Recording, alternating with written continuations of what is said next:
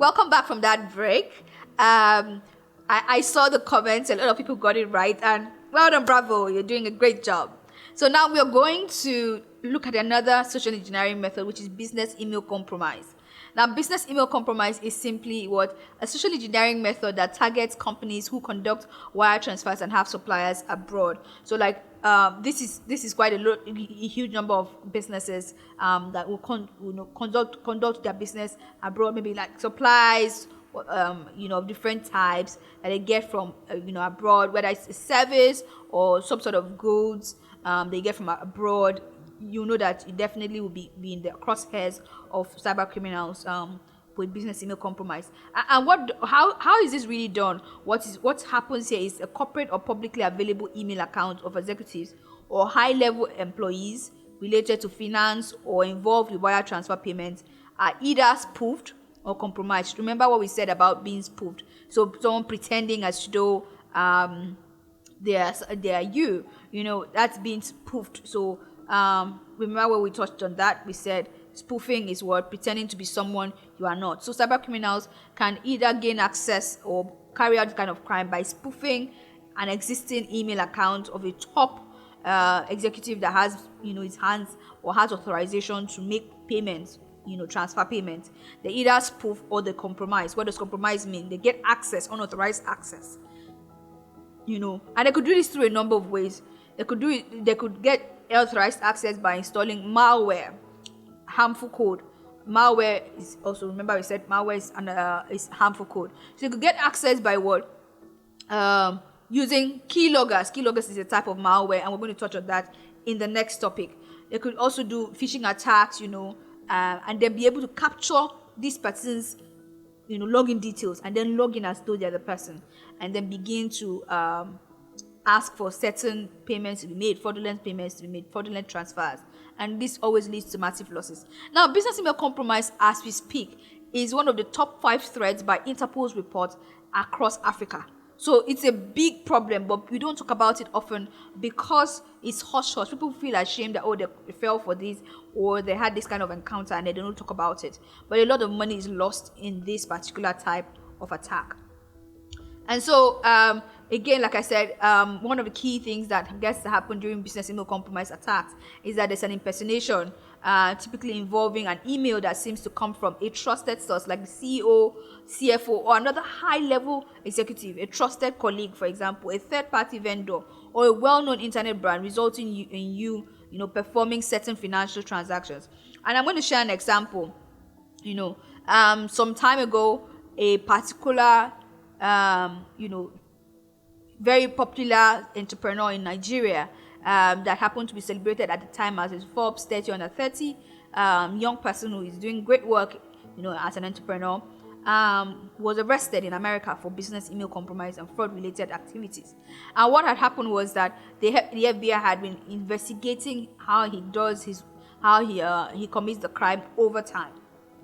And what they found out from this particular case was he had sent an email to the CFO of that organization, and then he sent that email, impersonating Microsoft at the time. And that business leader, that CFO, was not, did not know that it was a scam, and he clicked on the link, went on the web address that link led to, without doing the things that we've taught you to do. So really, take those things very seriously.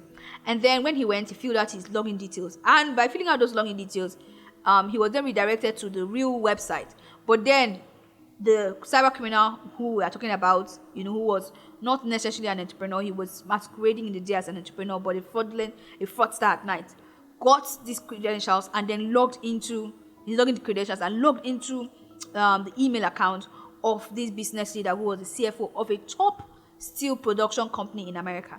And then from there, he started studying the man's activities, how the man communicates, what companies and suppliers they work with.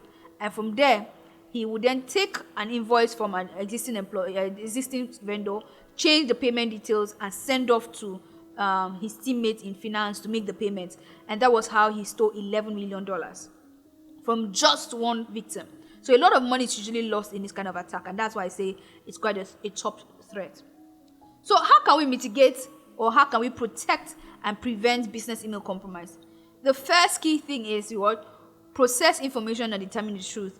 half the time we just usually will just take information at surface level. So somebody says, oh, the payment is due, or someone says this, you're not finding out, is this payment actually due? Find out information before you go on to do it. And then trust but verify.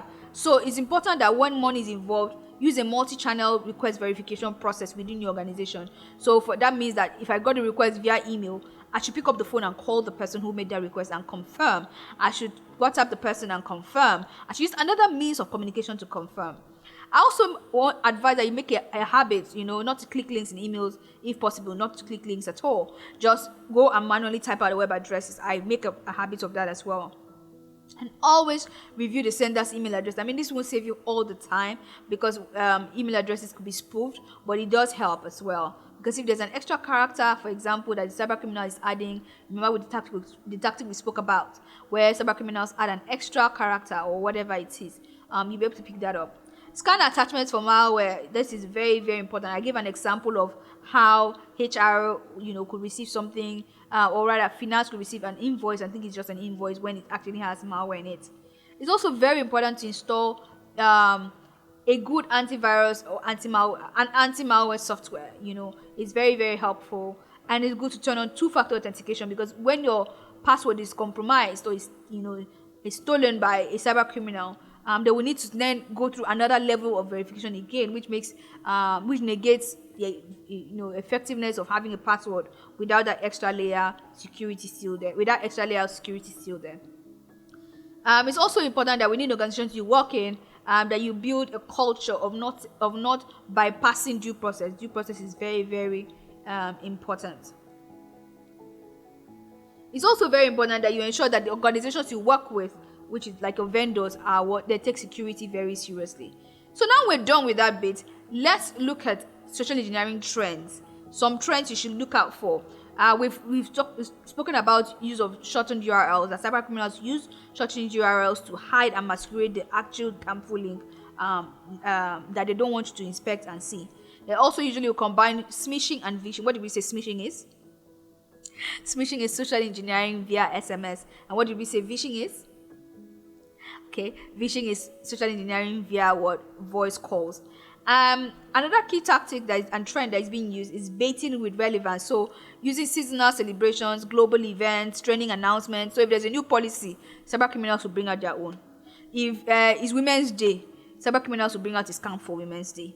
If it is, whatever it is, they always ride on trends. Impersonation is a big deal. So when you see that person that is Davido, in quotes,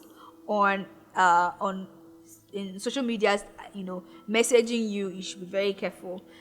So any authority or trusted figure in your life can be impersonated. You should bear this in mind as well. Impersonation can also happen via email, so be very careful.